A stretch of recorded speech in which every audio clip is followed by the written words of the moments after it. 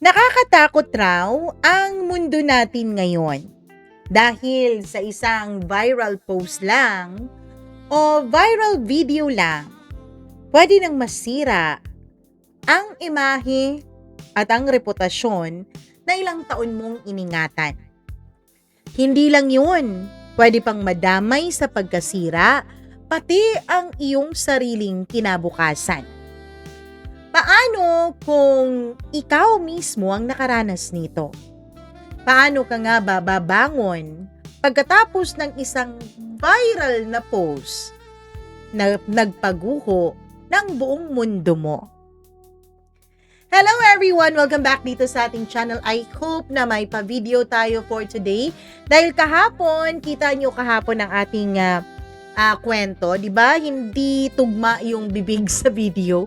Kasi po, pagkatapos ko mag-record, nasarapan na kasi akong mag-record, kaya tuloy-tuloy na eh. Pagkatapos, yun pala, nag-dead bat. Kaya hindi na save yung video na nagawa na o nabuo na. So unfortunately, kailangan kong mag-redo ng video, kaya yun na lang yun. Sayang naman yung na-record ko, 'di ba?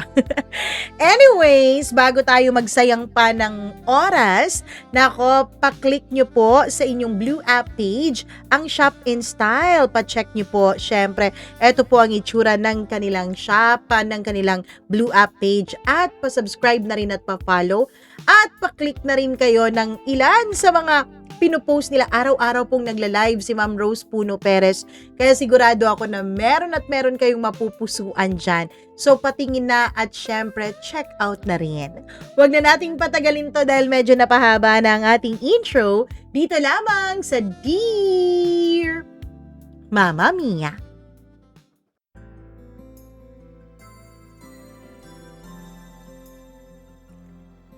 Marami ang mga malalaking pagbabago sa mundo. Minsan, ang pagbabagong iyon ay nagdadala ng kasaganahan, nagdadala ng swerte. Pero minsan, kapag minalas ka, kung kailan unang beses kang pumitik, unang beses kang pumalag, at na-video pa yun sa hindi saktong anggulo, at hindi buong pagkakakuha, malas mo lang dahil magba-viral ka at masisira ang iyong reputasyon at pagkatao. Dear Mama Mia, hindi naman po ako palaaway na tao. Sa totoo lang, ako nga po yung tipo ng babae na kayang manahimik kahit alam nang nadedehado ako. Kahit minsan harap-harapan na akong iniinsulto, ngingiti lang ako para matapos na ang lahat. Pero may mga tao talagang kayang ubusin ang pasensya mo kahit gaano ka pa kahaba at kagaling magtimpi. At si Belle, isa siya sa mga yun. Mama Mia, my name is Jelly, 22 years old at isang 4th year college student. Mama Mia, working student din po ako, minsan sa maliit na milk tea shop ng tita ko kapag weekends dahil ayokong puro hingi na lang ako sa parents ko. Hindi naman kasi kami mayaman. Nakikita ko po ang daily struggles ng mga magulang ko. Dahilan para magsumikap din ako, Mama Mia, at wag lahat iasa sa kanila. Simple lang ang iniikutan ng buhay ko. School, bahay, mga kaibigan, at syempre, ang boyfriend ko. Paulit-ulit lang. Hindi naman po ako yung maganda na pang-pageant material. Hindi rin po ako influencer type na mahilig mag-picture bago kumain, kahit ang tingin ng karamihan sa aming generation ay ganon. Meron pa rin pong mga tao o mga kabataang katulad ko. Hindi mahilig mag-video, hindi mahilig mag-post ng kung ano-ano. Mama Mia, hindi rin po ako yung tipo ng babaeng pagpasok ko pa lamang sa isang room, mapapalingon lahat. Average Jane lang po ako. Sakto lang. Saktong cute kapag nakaayos. Mukhang pagod at mukha ng mangkukulam, lalo na kapag patapos na ang finals week. Pero kahit simple lang ako, masaya naman ang buhay ko noon. Lalo na dahil sa 2 taong naging malaking parte ng college life ko. Si Philip at si Ate Ching. Si Philip ang tropa kong lalaki simula first year college. Kung may isang taong nakakita ng pinakapangit kong breakdown nung college, walang iba yun kundi siya. Siya ang kasama ko nung first year kami na halos maiyak ako sa accounting subject namin dahil bagsak ako sa magkasunod na 2 quizzes. Siya rin ang kasama kong kumain ng tigbe 20 pesos na siomai rice habang umiiyak ako dahil feeling ko hindi ako bagay sa course na kinuha ko. At noong pandemic era na online class pa lahat, halos araw-araw kaming magka-video call para lang gumawa ng mga assignments at mga requirements. Mama Mia, hindi kami nagkagustuhan ni Philip. Never. Hindi kami nagkaroon ng something. Hindi ko siya nakitang lalaki na in a romantic way. At alam kong ganun din naman siya sa akin. Parang platonic friendship lang ang namamagitan sa aming dalawa. Minsan nga, Mama Mia, inaasar kami ng mga classmates namin. Uy Jelly, bagay na bagay kayo ni Philip ha? Uy, bakit hindi na lang kayo kaya? Pero pareho na lang kaming natatawa dahil doon. Kasi imposible talaga, Mama Mia. Para po siyang kapatid ko na nakakabwisit. Mabait naman si Philip. Funny, medyo tanga sa love life, pero mabuting tao. At dun siya nadali. Kay Belle. Nakilala ni Philip si Belle nung 3rd year kami. Irregular student si Belle, kaya ibang section siya madalas, pero kilala na agad siya sa buong campus. Bakit kamo? Napakaganda kasi. Yung tipong kahit simpleng ponytail lang, mukha na rin siyang kakandidata sa isang beauty pageant. Mestiza, maliit yung mukha, mahaba yung buhok, at sexy ang pangangatawan. At si Belle yung tipo ng babae na alam niyang maganda siya, Mama Mia. Alam ko, hindi naman masamang maging aware ka sa itsura mo. Ang problema lang, kapag pinapasok mo sa ulo mo ang kagandahan mo, na parang gusto mo, sa'yo na lang umikot ang mundo dahil nga mala prinsesa ang kagandahan mo. Nung una, Mama Mia, okay naman sa akin si Belle. Actually, tinanggap ko pa siya agad dahil nga mahal siya ng tropa ko. Pero habang tumatagal, napapansin kong may ugaling kakaiba itong si Belle, Mama Mia. Lahat binibigyan niya ng meaning. Kapag may babaeng nagre-react sa story ni Philip, issue agad sa kanya. Kapag may classmate kaming tumawa sa joke ni Philip, issue pa rin. Kapag may nakasabay kaming babae sa cafeteria at napatingin kay Philip, issue ulit. Nung una, natatawa lang ako. Hanggang sa napansin kong, pati ako, parang unti-unti na niyang tinitignan bilang threat sa kanilang relasyon ni Philip. Na siyang weird naman talaga para sa akin, Mama Mia. Kasi una sa lahat, may boyfriend ako at mahal ko ang boyfriend ko. Mama Mia, ang boyfriend ko itago natin sa pangalang Chino. 28 years old siya. Oo, alam ko, malaki ang age gap naming dalawa. Ilang beses na rin akong napagsabihan ng mga friends ko tungkol dun nung una. Pero si Chino kasi, iba siya. Hindi siya yung pa-cool. Hindi siya mayabang. Hindi babaero. Tahimik lang siya, Mama Mia.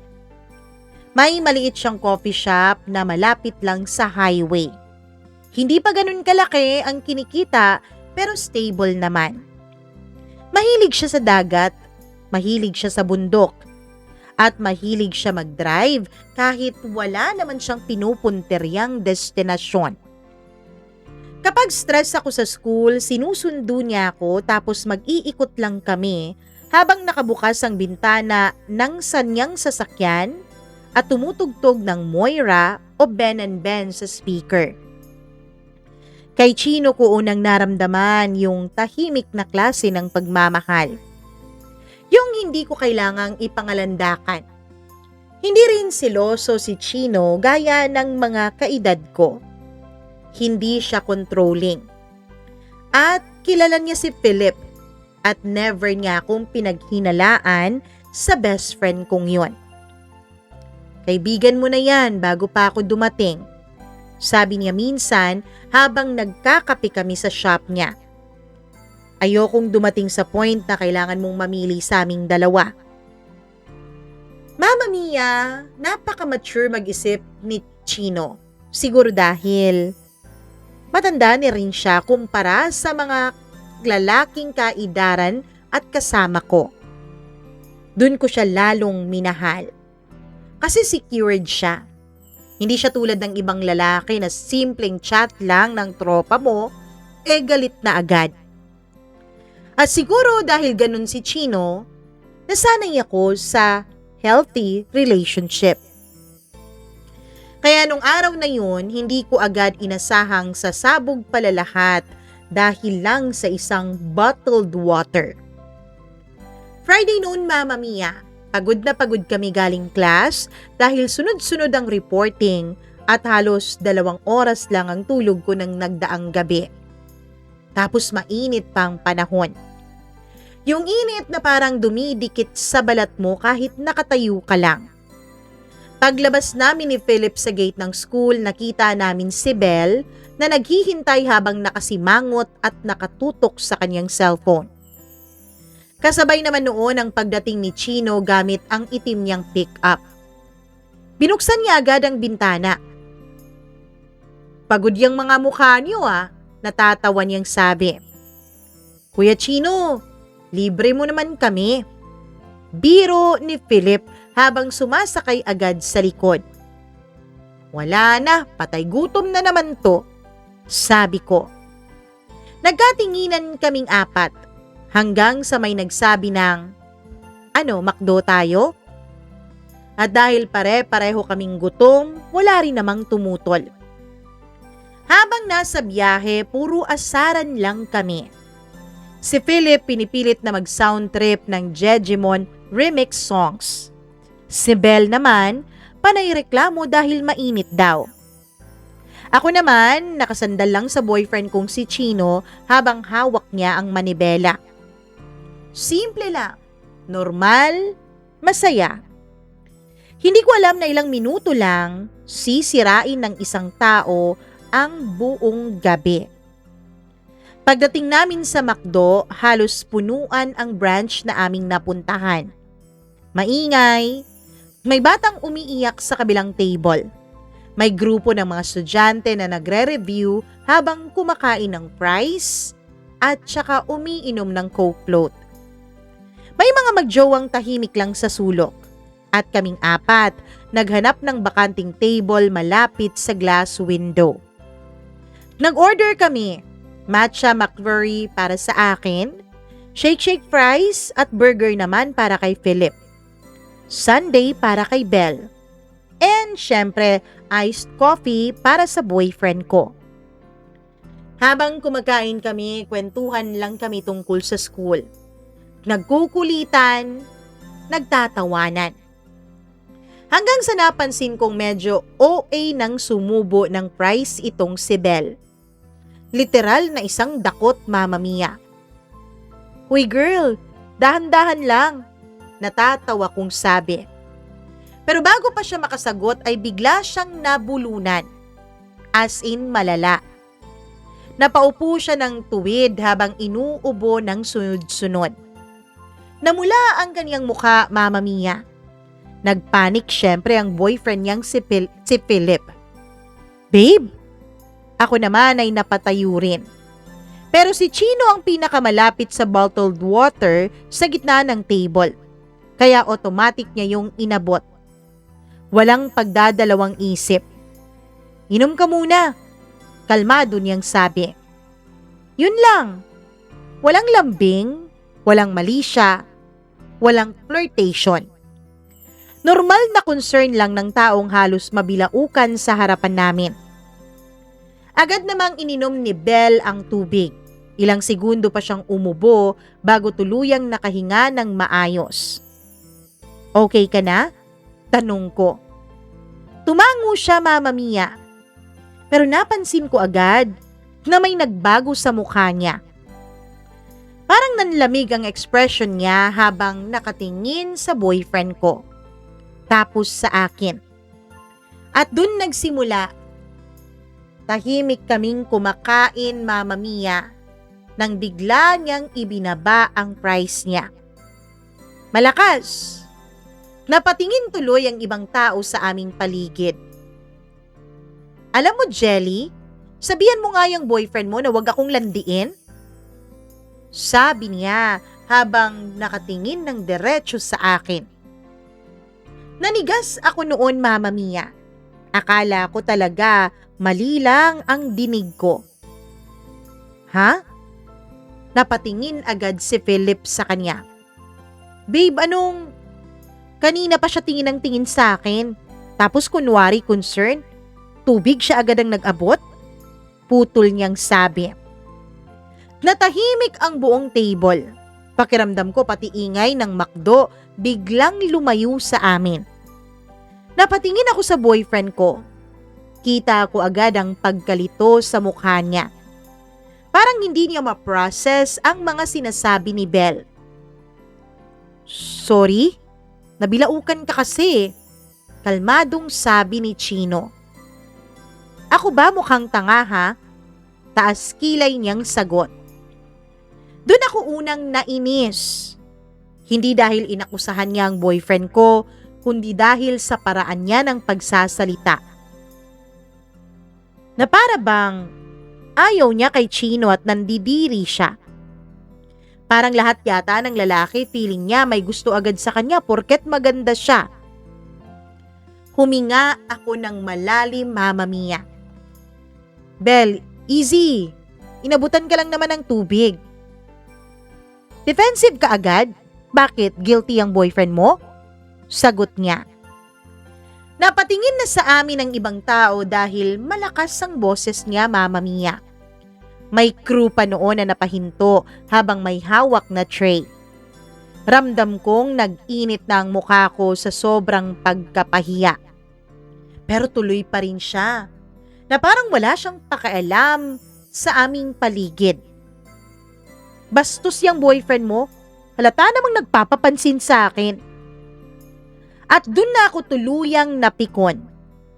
Kasi sa lahat ng taong pwede niyang tawaging bastos, boyfriend ko pa talaga?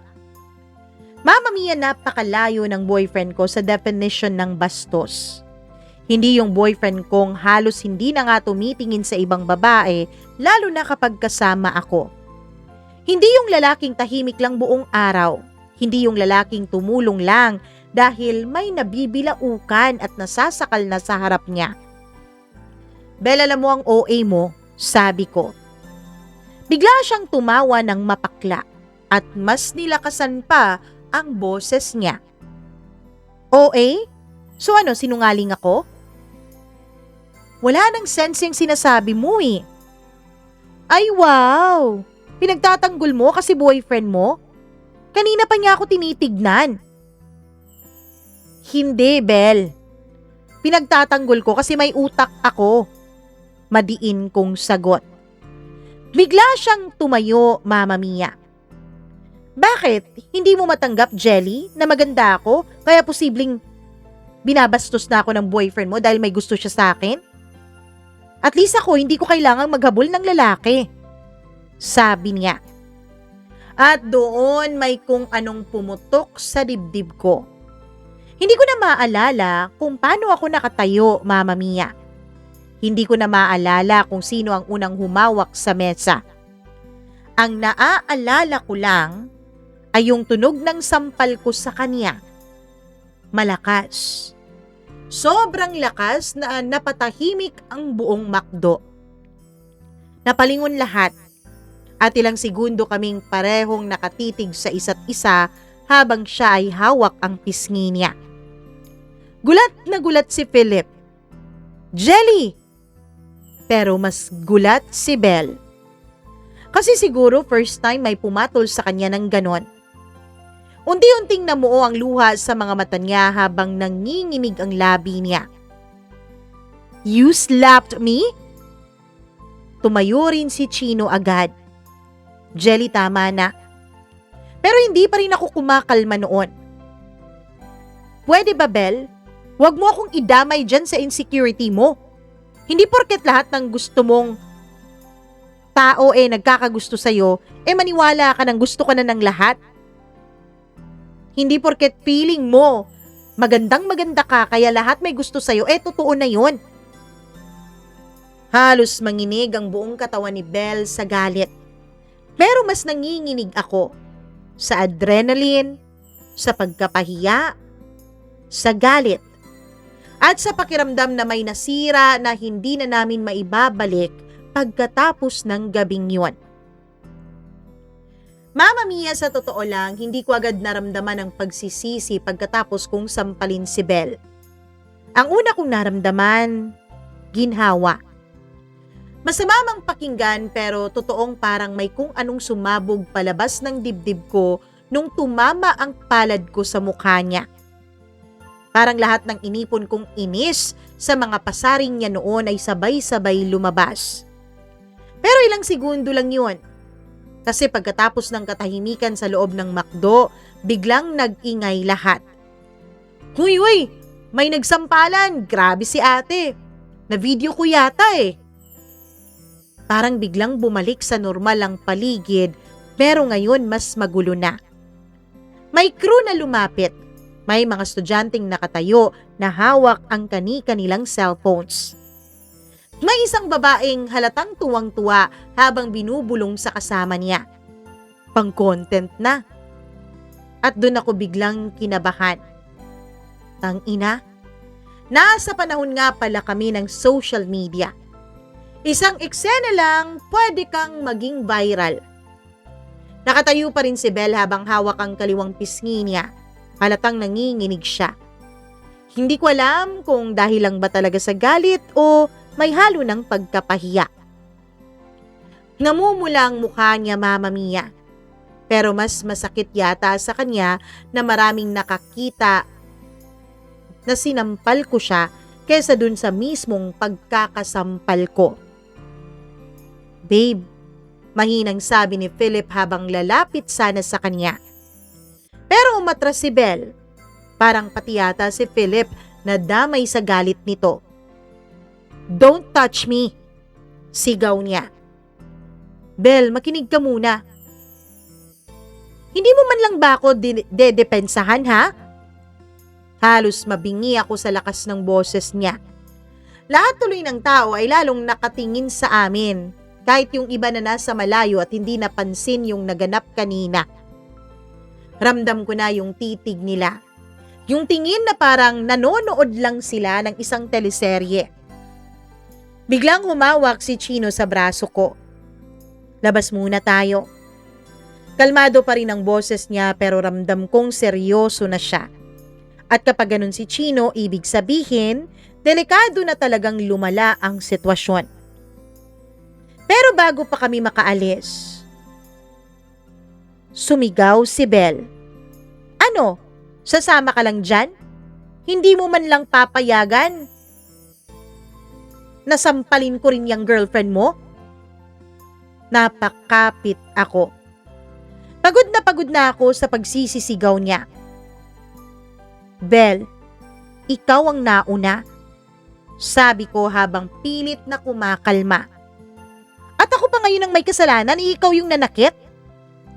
Tinawag mong bastos ang boyfriend ko. Kasi bastos naman talaga. Tumigil ka nga. Sigaw ko pabalik. Tahimik ulit.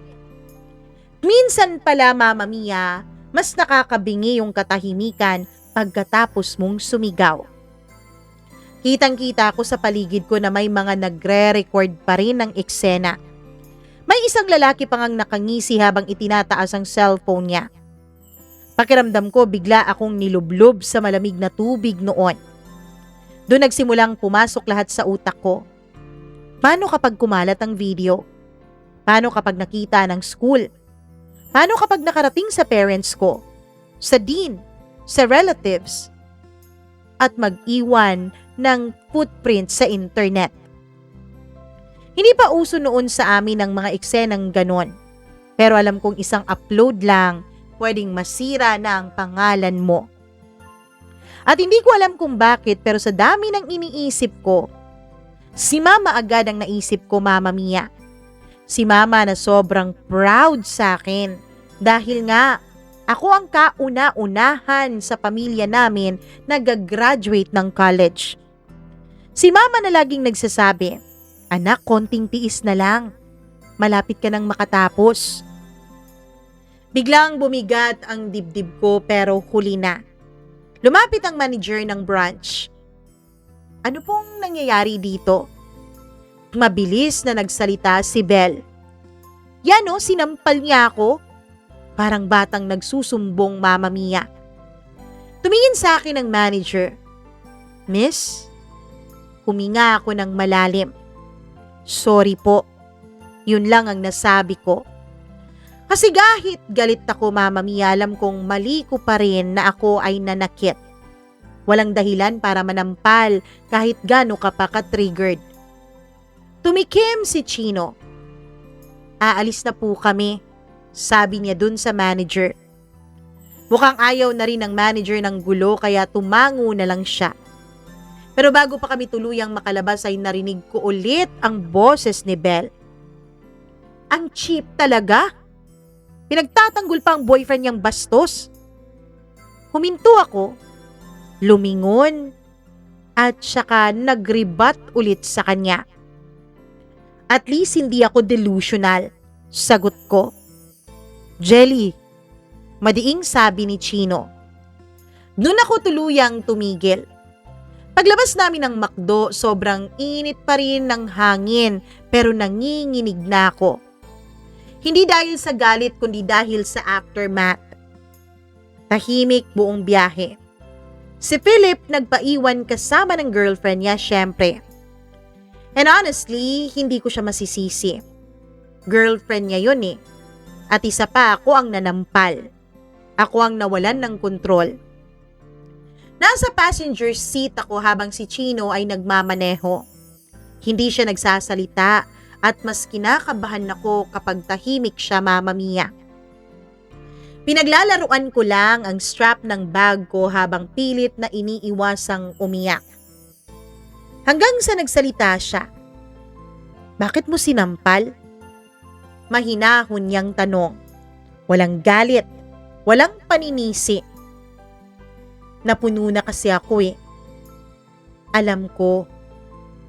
Pero hindi mo kasi narinig lahat ng parinig niya sa akin dati na tiniis ko lang.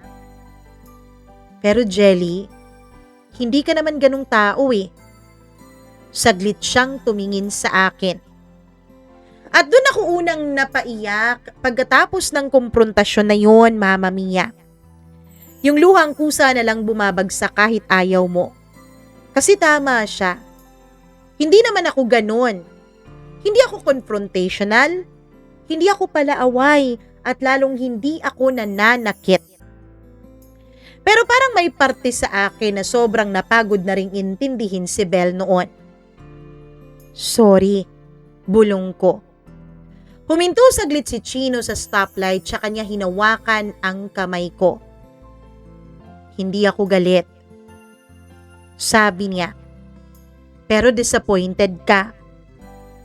Hindi siya agad sumagot at sapat na yon para mas lalong sumikip ang dibdib ko. Pagdating namin dun sa coffee shop niya ay sarado na. Ang mga empleyado niya ay umuwi na rin. Tahimik ang buong paligid. Umupo ako sa usual spot ko malapit sa counter. Dun sa laging pwesto ko kapag naghihintay akong matapos ang trabaho niya. Nagtimpla siya ng mainit na chamomile tea para sa akin. Alam niyang yun ang iniinom ko kapag stress ako, Mama Mia. Tahimik niya yung inilapag sa harap ko. Thank you. Pagkatapos nun ay umupo siya sa tapat ko. Tapos ilang segundo kaming walang imikan hanggang sa biglang nag-vibrate ang cellphone ko. Notification. Then another one. Then sunod-sunod. Kinabahan ako agad. Binuksan ko ang messenger ko at bumagsak ang sikmura ko, Mama Mia. May nag-send ng video. Video dun sa pangyayari. Kitang-kita ako. Kitang-kita din yung pagsampal ko kay Belle. May caption pa na, 2 college girls nag-away dahil sa lalaki. Nanlamig ang buong katawan ko. Chino, tawag ko sa boyfriend ko at inabot ko agad sa kanya yung cellphone. Tahimik niyang pinanood. Mabagal akong huminga habang hinihintay ang reaction niya. Pagkatapos ng video ay napapikit siya. Na-post na yan? Oo. Sa blue app tsaka sa black app. Biglang nag-ring ang messenger ko. Si Philip ang tumatawag. Hindi ko agad sinagot, Mama Mia, pero tumawag siya ulit at ulit pa. Hanggang sa napilitan na akong sagutin. Pagkasagot ko ay bumungad agad ang malakas niyang sigaw sa akin. Ano ba kasi iniisip mo? Napapikit ako. Philip, alam mo bang umiiyak si Belle dito, ha? At ako, hindi ba ako nasaktan sa sinabi ng girlfriend mo? Pero hindi mo siya dapat sinampal. Alam ko. Pareho kaming natahimik. Narinig ko sa kabilang linya yung mahihinang hikbi ni Belle, na para bang sinasadya niya talagang marinig ko. Hindi na siya titigil. Gusto niyang magsumbong. Sabi ni Philip. Kinabahan ako, Mama Mia. Ano? Kanino naman? Sa school. Parang may humigpit agad sa dibdib ko. Jelly, sana naman nag-isip ka muna. At doon tuluyang bumuhos lahat ng guilt. Kasi tama naman siya eh. Isang sampal lang yun para sa akin pero pwedeng mas malaki na pala ang epekto nito kesa sa iniisip ko. Pagkatapos ng tawag ay tulala lang ako. Tahimik. Nakatingin sa screen ng cellphone ko habang pataas ng pataas ang views ng video. 5K, 12K, 28K. Tapos nakita ko pa yung mga comments. Silosa si ate. Pick me girl vibe kasi yung isa eh.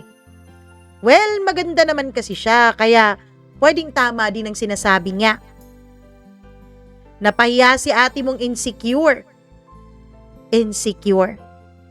Paulit kong binabasa yon. Nakakatawa. Hindi ko alam kung ako ba ang sinasabihan nilang insecure, Mama Mia. Kung ako? Bakit? Buong buhay ko hindi ko naman ikinumpara ang sarili ko kay Belle. Pero dahil lang sa isang video, parang ako na ngayon ang kontrabida. At mas masakit, hindi naman alam ng mga tao yung buong kwento. Isang sampal lang ang nakita nila, Mama Mia. Hindi nila nakita kung paano ako ininsulto ni Belle. Hindi nila nakita kung paano niya tinawag na bastos ang boyfriend ko. Hindi nila nakita kung paano niya ako paulit-ulit na minamaliit noon na ipinagsawalang kibuko lamang. Pero gano'n naman talaga ang internet. Hindi importante ang buong katotohanan. Ang importante ay kung sino yung mas entertaining panoorin. Kinabukasan, Mama Mia, nagising akong mabigat agad ang dibdib ko. Hindi pa man ako bumabangon, ramdam ko na agad na may mali. Parang may batong nakadagan sa katawan ko. Pagdilat ko, mahigit 30 notifications agad ang bumungad sa cellphone ko.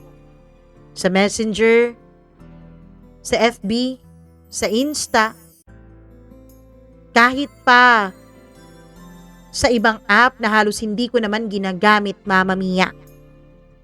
At bago ko pa mabuksan isa-isa, alam ko na agad kung tungkol saan ang mga notifications na yon.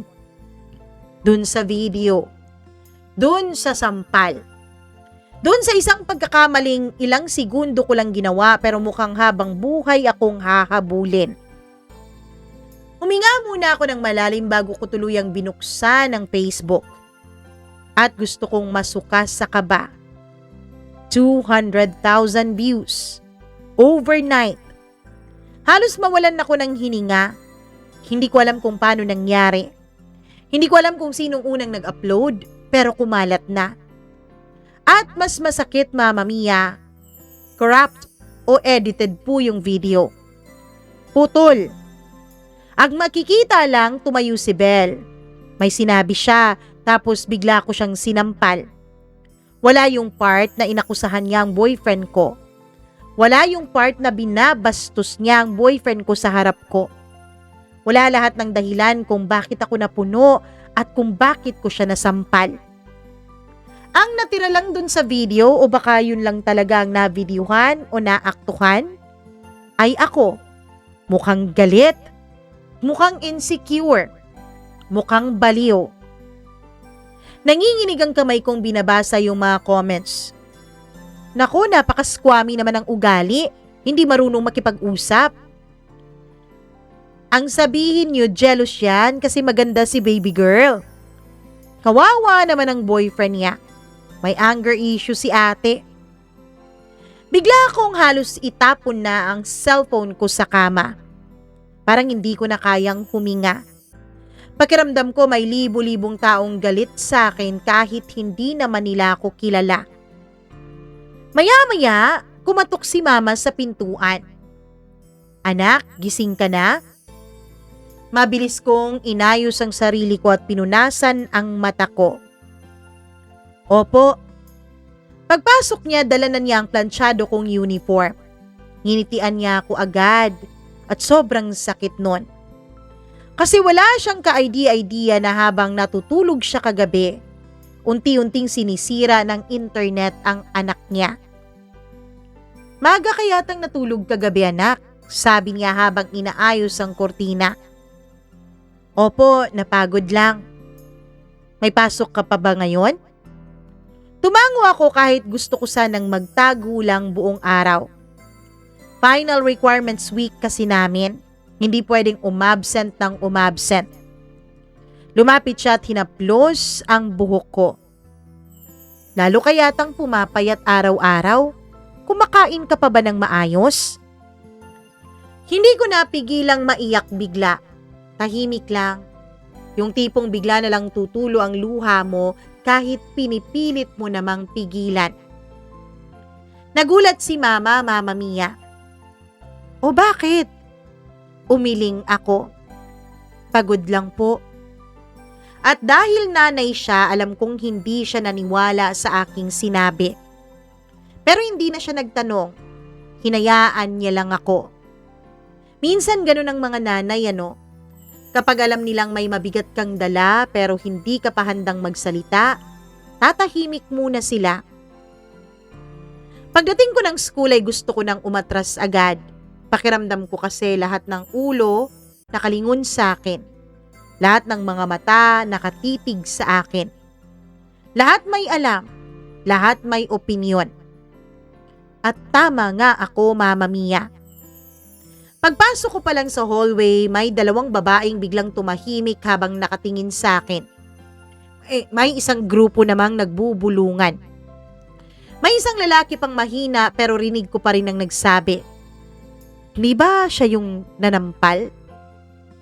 Parang gusto ko na lang nalamunin ako ng lupa. Hindi ko alam saan ilalagay ang mukha ko. Naglakad lang ako diretso habang nakayuko. Pero habang naglalakad ako, mas lalo kong nararamdaman na parang may spotlight na nakasunod sa akin. Na para bang bigla akong naging instant celebrity. Pero hindi dahil sikat ako, dahil sa mabuting paraan, kundi dahil sumikat ako sa kahihiyan. Pagkapasok ko sa classroom ay tumigil halos lahat. Literal. May nag-uusap kanina pero biglang tumahimik. May nakatitig. May biglang nagkukunwaring busy sa cellphone. At doon ko unang naramdaman kung paano pala kalupit ang public humiliation, Mama Mia. Hindi ka naman direktang inaaway, pero ramdam mong pinag-uusapan ka. At minsan, mas masakit yun. Nakita ko si Philip sa pinakadulong upuan. Mukhang puyat, mukhang stress. Pagtingin niya sa akin ay wala na yung usual niyang energy. Hindi siya ngumiti pero hindi rin naman siya umiwas. Parang pagod lang talaga siya. Tahimik akong umupo at ilang minuto rin kaming walang imikan hanggang sa siya ang naunang magsalita. "Okay ka lang?" Napatawa ako ng mahina. "Sa tingin mo?" Napabuntong hininga siya tsaka pinasadahan ng kamay ang buhok niya. Galit na galit ang parents ni Belle. Nanikip ang dibdib ko. Anong sabi? Gusto nilang magsumbong officially. Bully ka raw. Pakiramdam ko bumagsak agad ang sikmura ko. Philip, alam mo sa totoo lang, hindi ko alam ang gagawin ko, Jelly. At doon ko nakita na pagod talaga siya, Mama Mia. Kasi alam kong siya yung naiipit eh. Girlfriend niya si Belle, mahal niya ito. At kaibigan niya rin ako. At dahil lang sa isang gabing yun, parang napipilitan na siyang mamili. Tama naman sila eh, sabi ko. Ako naman ang nanampal. Pero mali rin si Belle. Napatingin ako sa kanya. Sinabi mo yun sa kanya? Tanong ko. Napatahimik siya. At sapat na ulit yun bilang sagot. Napangiti ako ng mapait. Gets ko na. Hindi ganun yun, Jelly. Hindi, wag kang mag-explain. Gets ko talaga. Kasi minsan kahit hindi sabihin ng direkta, ramdam mo na kapag may nagbabago na, Mama Mia. At nung araw na yun, unang beses kong naramdaman na baka hindi na maibabalik sa dati ang friendship namin ni Philip. Maya-maya ay pumasok si Belle. Kasama ang dalawa niyang mga kaibigan. Para talagang eksena sa pelikula. Dahan-dahan siyang naglakad papasok habang lahat halos nakatingin sa kanya. Nakaayos ang buhok niya. Maganda pa rin. Pero halatang sinadya niyang gawing visible yung pamumula ng pisngi niya. Napatingin siya sa akin. Diretso. Tapos ngumiti ng nakakapangliit.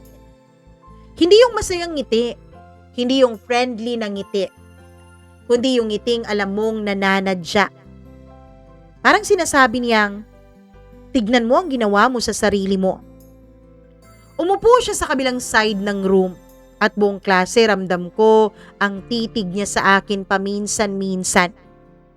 Parang gusto niya akong mapraning. At effective naman, Mama Mia. Pagkatapos ng second subject namin ay pinatawag ako ng department office. Doon na talaga ako tuluyang kinabahan. Habang naglalakad ako papunta ron, parang ang hina-hina na ng tuhod ko. Ayokong isipin ang worst case scenario pero hindi ko mapigilan.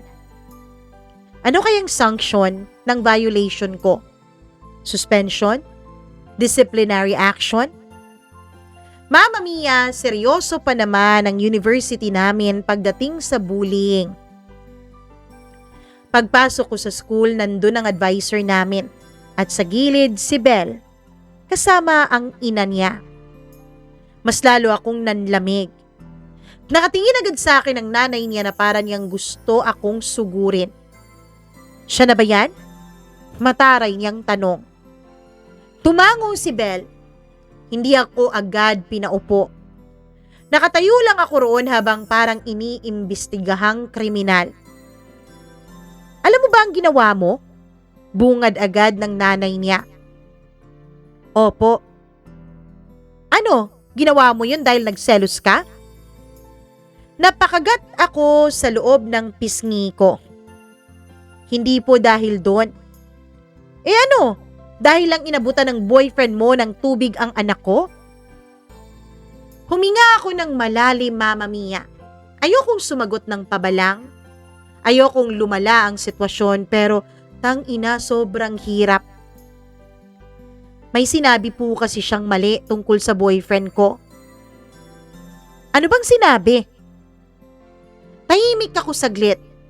Nahihiya akong ulitin pero alam kong kailangan. Inakusahan niya pong nilalandi siya ng boyfriend ko. Tumawa ng sarcastic ang nanay niya. Asan ang boyfriend mo? Gwapo ba talaga yan, ha? Napayuko ako.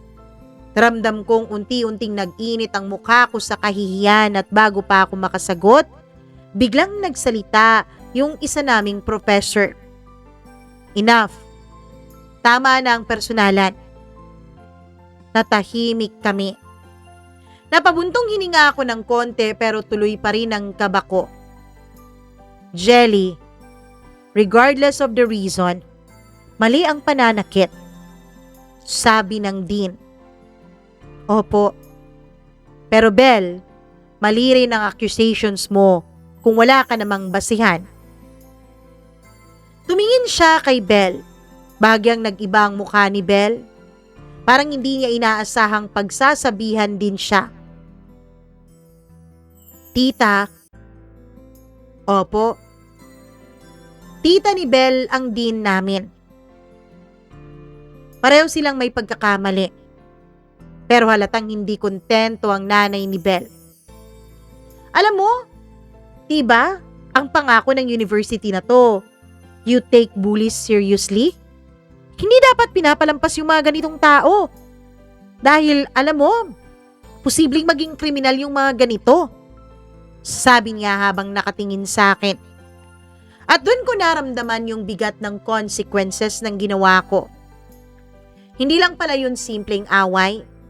Pwedeng madamay ang records ko, ang graduation ko, ang future ko. Paglabas ko ng office, nanginginig pa rin ang kamay ko. At pagtingin ko sa hallway, may mga estudyanteng nakatingin na naman. May nagkunwaring hindi nakikinig pero halatang inaabangan kami. Parang entertainment, parang reality show. At doon ko tuluyang naisip na ganito pala kabilis mawalan ng dignidad ang isang tao. Isang video lang. Isang maling desisyon lang.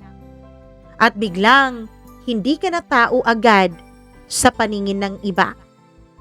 Isa ka na lang kwento na ayaw nilang pakinggan ang simula at ang gitna. Ang gusto nilang makita, yung nasa huli na. Nung sumabog ka na. Nung pumitik ka na. Pagkatapos ng meeting sa office, hindi na agad ako bumalik sa classroom. Hindi ko kaya. Pakiramdam ko kapag pumasok ulit ako roon, lulunurin lang ako ng mga tingin ng mga tao. Kaya dumiretso muna ako sa CR sa may 3rd floor. Yung pinakatahimik na CR sa buong building dahil bihira lang may umaakyat doon. Pagpasok ko agad kong nilock yung isang cubicle tsaka ako naupo sa toilet cover habang nanginginig pa rin. Doon lang ako nakahinga ng maayos. Doon lang ako tuluyang napaiyak. Tahimik lang, takip bibig para wala talagang makarinig. Kasi kahit gusto kong magmatapang buong araw, napapagod rin ako, Mama Mia. Hindi biro ang maging sentro ng chismis. Lalo na kapag alam mong kalahati ng kwento lang ang alam ng mga tao. Maya-maya nag-vibrate ulit ang cellphone ko. Akala ko si Mama o si Chino, pero sa group chat pala namin nung senior high school. OMG, Jelly! Ikaw ba yun sa video? Totoo bang inagaw niyang boyfriend mo? Be, trending ka. Send mo nga yung full story, dali. Napapikit ako. Umabot na pala kahit sa mga taong hindi ko na halos nakakausap. Hindi ko na nireplyan yung GC, Mama Mia. Wala akong energyng magpaliwanag. Kasi napansin ko karamihan naman sa mga tao doon, hindi naman talaga naghahanap ng katotohanan. Gusto lang nila ng juicy na kwento. Kahit sabihin nilang concerned sila. Habang nakaupo ako roon, may pumasok na 2 babae sa CR. Hindi nila alam na nasa loob ako ng cubicle. Uy, kilala mo ba yung ating nanampal? Tanong nung isa. Oo girl. Ano daw eh? Pinatawag na raw siya sa office. TBH ang cheap niya ha. Totoo. Kung ako yun, hindi ko sasayangin ang energy ko sa lalaki. Tapos nakita mo ba yung girlfriend ng guy? Ang ganda kaya. Kaya niya siguro sinampal. Natahimik ako. Parang may dahan-dahang pumipiga sa dibdib ko.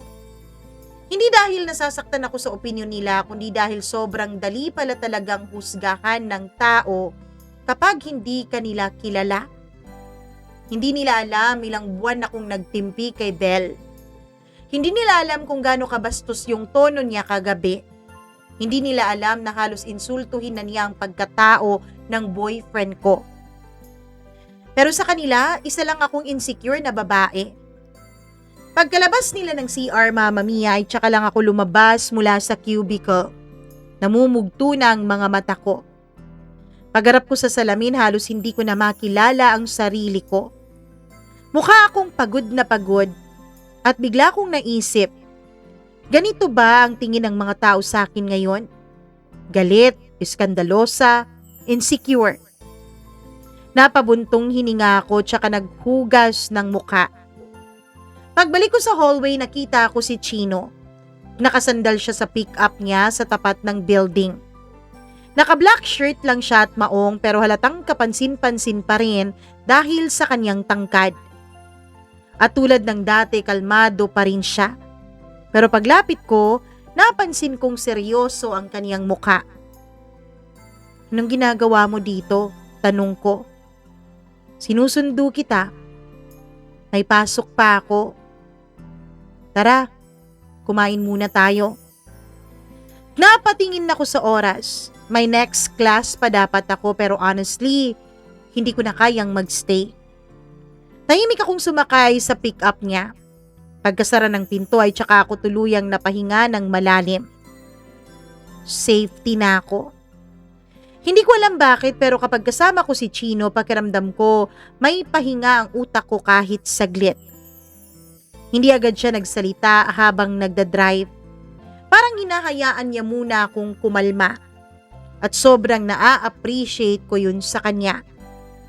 Hindi siya yung tipo ng lalaki na pipilitin kang magsalita kapag hindi mo pa kaya. Pagdating namin sa maliit na paresan, malapit sa may highway ay dun kami huminto. Tahimik ang paligid. May ilang mga truck drivers na kumakain. May tumutugtog na lumang OPM sa radyo. At habang hinihipan ko yung mainit na sabaw, dun lang ulit ako medyo naging normal. Hanggang sa nagsalita siya. Gusto mo bang lumipat muna ng school? Napatingin agad ako sa kanya, Mama Mia. Ano? Kung nahihirapan ka na. Napailing ako. Scholar ako dyan. I know. Titiisin ko na lang. Tumango siya at tahimik ulit. Maya-maya ay nagsalita siya ng mahina. May mali rin ako. Napakunot noo ako. Ha? Dapat siguro hindi ko na lang siya inabutan ng tubig. Winarningan mo naman ako dati tungkol sa kanya eh. Halos mabitawan ko ang kutsara ko. Ano bang sinasabi mo? Kung hindi ko sana siya inabutan ng tubig, baka walang isyong ganito ngayon. Chino, wala ka namang ginagawang mali. At hindi ko hahayaang isipin mong may kasalanan ka dito. Doon lang siya bahagyang ngumiti. Pagod na ngumiti. Galit ka pa rin? Kanino? Kay Belle. Napatawa ako ng mahina pero walang saya. Di ko alam sagot ko. At totoo naman, kasi habang tumatagal napapalitan na ng pagod yung galit ko. Nakakapagod palang maging emosyonal sa buong araw. Pagbalik namin sa school para kunin ang gamit ko ay mas dumami pa ang tumingin na mga tao. May mga nakangiti pero may mga obvious na nagbubulungan. At ang pinaka-kinaiinisan ko yung mga kunwaring mabait. Uy Jelly, okay ka lang? Hayaan mo na sila. Grabe no, pero medyo may mali ka rin kasi. Alam mo yun Mama Mia, yung tipong kunwari concerned, pero halata namang gustong gusto lang makakuha ng detalye. May isa pang ang lumapit habang nasa locker ako. Uy bebe, totoo ba? Type ng boyfriend mo si Belle? Napatingin ako sa kanya. At first time yata sa buong araw na yun na natawa talaga ako. Hindi dahil funny, kundi dahil absurd. Di ko alam. Tanungin mo siya. Maya-maya dumating si Philip. Mukhang mas pagod siya ngayon kaysa kaninang umaga. May eye bags, gusot ang buhok at halatang hindi rin mapakali. Pwede ba tayong mag-usap? Tumingin muna ako kay Chino. Tumango lang siya tsaka medyo lumayo para bigyan kami ng space. Napabuntong hininga si Philip. Hindi ako makatulog, sabi niya. Same, sagot ko. Tahimik kami pareho. Nakatingin lang siya sa sahig hanggang sa sinabi niya. Hindi tumitigil si Belle. Ano na naman? Pinopost niya. Dun sa kaniyang account. Nire-reshare niya yung video. Philip, yung video na may caption na agresibong kulehiyala. Pakiramdam ko may malamig na tubig na binuhos sa ulo ko. Parang napaka-intentional. Hindi na lang basta nasaktan siya, kundi parang gusto niya talaga akong pahiyain ng sobra-sobra. Alam mo, tinawagan ako ng barkada niya eh. Sinasabi nilang, red flag ka raw bilang kaibigan ever since. Natawa ako ng mapait. Wow, red flag. So anong gusto mong mangyari ngayon, Phil? Tanong ko. Hindi siya agad nakasagot, Mama Mia. At dun ko naramdaman na baka kaya niya ako kinakausap. Hindi para kampihan ako kundi para patahimikin ako. Para matapos na ang issue. Pwede bang mag-sorry ka na lang kay Belle? Parang may kumalabog sa dibdib ko. Hindi ba obvious naman na nagsisisi naman ako? Hindi, ang ibig kong sabihin, ng personal. Tahimik akong nakatingin sa kanya. At kapag nagsorry ako, baka tumigil na siya. Napangiti ako ng sobrang liit. Masakit na ngiti kasi gets ko naman eh. Pagod na siya, ayaw na niya ng gulo. Pero habang nakatingin ako sa kaibigan kong 4 na taon kong halos araw-araw kasama, pakiramdam ko parang hindi ko na siya kilala. Sigurado ka bang titigil siya? Hindi siya sumagot. Philip, kilala mo ako. Kung gusto ko sanang manakit dyan sa girlfriend mo, sana ginawa ko na noon pa. Pero tiniis ko lahat ng parinig niya kasi girlfriend mo siya. Mahal mo siya at kaibigan kita. Alam ko. Alam mo ba talagang minamaliit niya ako noon pa? Unti-unti siyang napayuko at dun ko nakuha ang sagot. Alam niya. Matagal na, pero pinipili niyang manahimik. At mas masakit pala yun, hindi yung inaway ka, kundi yung alam nilang nasasaktan ka, pero hinahayaan lang nila. Sorry, bulong niya. Tumango lang ako. Pagod na akong magalit. Pagod na akong magpaliwanag. At habang nakatingin ako kay Philip noon, unti-unti kong naramdaman na baka hindi lang itong issue ang matatapos. Baka kahit pagkakaibigan naming dalawa. 3 araw, Mama Mia. 3 araw ang lumipas bago tuluyang kumalma yung issue. Pero sa loob ng 3 araw na yon, pakiramdam ko ilang buwan na kong napagod. Hindi na ako halos nagsusocial media. Inoff ko na rin lahat ng notifications ko. Nag-deactivate ako ng mga social media accounts ko. Kahit Instagram, hindi ko mabuksan ng hindi kinakabahan. Kasi bawat bukas ko ng cellphone, parang may posibilidad na may bago na namang taong huhusga sa akin. Na may bagong meme na naman. Na may bagong edited video na naman. At bagong stranger na feeling kilala ang buong pagkatao ko dahil sa 10 segundong clip na yon.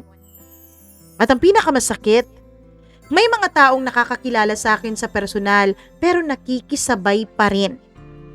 May mga kaklase akong dati namang maayos kumausap pero biglang naging cold. May mga tumitingin sa akin na parang may sakit ako.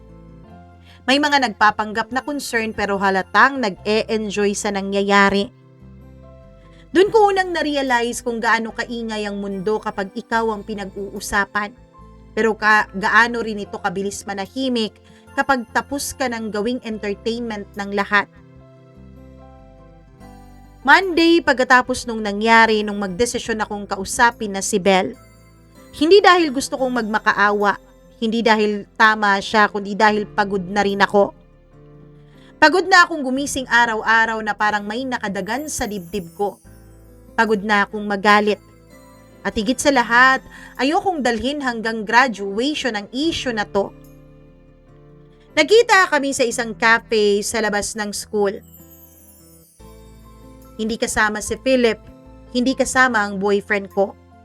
Kaming dalawa lang. Pagpasok ko, nandun na siya. Maganda pa rin tulad ng dati.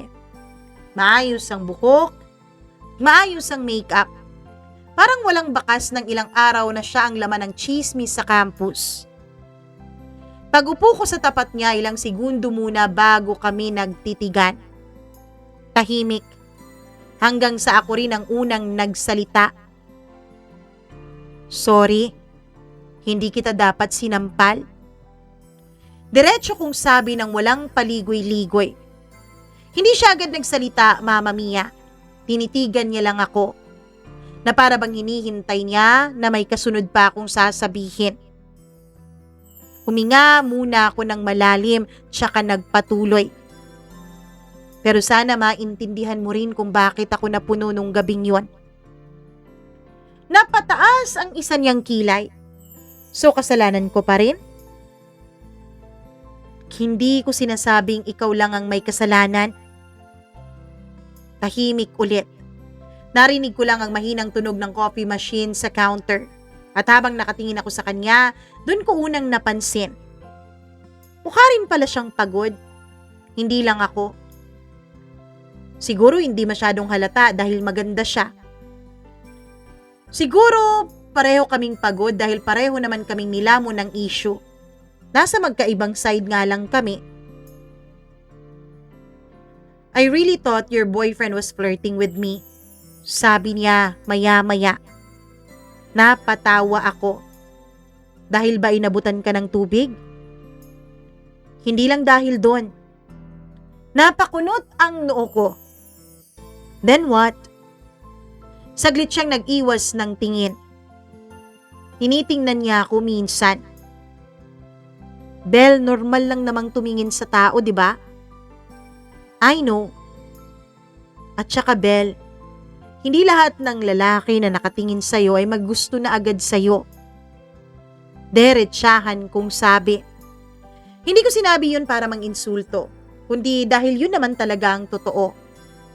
At first time yata simula nung magkakilala kami na wala siyang maisagot sa akin. Tahimik lang siya. Alam mo, Bel, maganda ka. Parang prinsesa ang ganda mo, totoo naman yon. Pero hindi naman ibig sabihin nun, umiikot na ang mundo ng lahat ng tao sa'yo. Pakiramdam ko parang bahagya kong natamaan ang ego niya. Kita ko yun sa mukha niya, Mama Mia. Pero hindi na siya lumaban. Hindi na siya sumigaw, hindi na siya nagtaray. Pagod na rin siguro siya.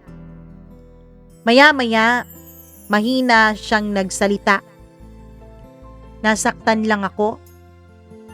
Sa alin? Hindi naman kita sinaktan.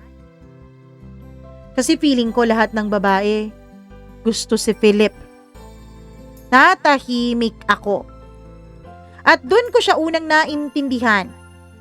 Hindi sa pagiging malandi, hindi sa pagiging pilingera at feeling main character lagi, kundi insecure pala siya.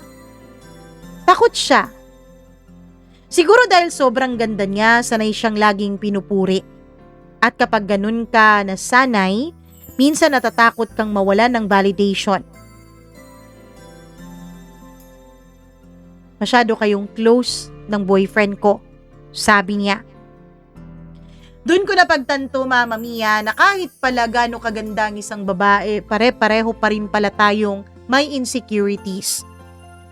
Magkaiba lang ng itsura. Bel, hindi ko gusto yung boyfriend mo. I know. No, hindi.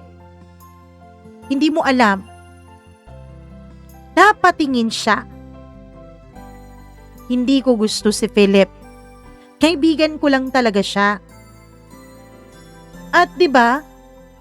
Dumistansya naman ako ng konti nung dumating ka. Pero siguro tama ka. Siguro dapat dumistansya pa ako kasi nga ikaw na yung girlfriend. Sorry. Nai-insecure lang ako sa closeness ninyo. Nagulat ako sa paghingi niya ng tawad, Mama Mia. Napailing siya tsaka napatawa ng mahina. Ang tanga nating dalawa, no? First time kong ngumiti ng totoo pagkatapos ng ilang araw. Medyo. Pero this time, hindi na mabigat. Mas magaan na. Maya-maya ay nagsalita ulit siya. Pinadelete ko na yung ibang videos. Napatingin agad ako sa kanya. Talaga? Tumango siya. At sinabihan ko na rin ang mga friends ko na tumigil na. Yung mga original na nag-upload ng video, minessage ko na rin. Karamihan sa kanila, tinanggal na. Hindi ko na malayang nakahinga ako ng maluwag. Thank you, sabi ko. Tumango siya, Mama Mia. Hindi naman kami naging best friends pagkatapos noon. Hindi kami naging sobrang close pero naging civil kami sa isa't isa. At minsan, sapat na yun. Mama Mia, mas lalong hindi na rin bumalik ang friendship namin ni Philip sa dati. Nag-uusap pa rin naman kami paminsan-minsan pero hindi na tulad noon. May mga relasyon talagang nasisira hindi dahil sa malaking betrayal, kundi dahil sa malaking insecurity. At alam ko naman, Mama Mia, may kasalanan din ako. Hindi ko inisip ang magiging feelings ni Bel. Patuloy pa rin ako sa pakikipag-close noon kay Philip kahit nandyan na siya. Alam kong mali ko rin yon. Alam kong kahit na matagal na kaming magkaibigan ni Philip, hindi ko pa rin dapat tinanggal ang respeto ko kay Bel bilang girlfriend at minamahal niya. Kahit pala gaano kayo ka-close ng isang tao, kapag dumating yung panahon na magkakaroon na siya ng karelasyon, kailangan mo talagang dumistansya. Hindi dahil sa insecure ka, kundi dahil yun ang tamang gawin. Maraming salamat, Mama Mia, at naway may natutunan ang lahat ng inyong mga tagapakinig dito sa kwento namin ni Bel. Sa kwento pala naming 4. Sa ngayon, Mama Mia, ay graduate na po ako ng kolehiyo. Sa ngayon, kami pa rin po ni Chino. At balita ko, si Belle pa rin at si Philip at going strong pa rin silang dalawa. Kung magtatangka kayong hanapin ng videos, wag na po. Hindi ko alam kung may natira pa, pero ang alam ko, siguro 90% ng videos tungkol dun sa gabing yun ay wala na sa internet. Dahil yung ibang ayaw magbura, tinakot ng mama ni Belle na kasuhan kapag hindi nila tinanggal yung video sa kanilang uploads. Maraming salamat po, Mama Mia. Hanggang dito na lang, Jelly.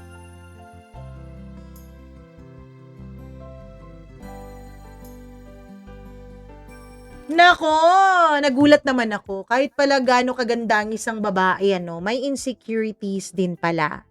Pero tama yung sinabi mo, Jelly, na hindi porket close na close kayo ng isang tao, best friends kayo, kapag may girlfriend na siya o may boyfriend ka na, ganun pa rin ang closeness ninyong dalawa.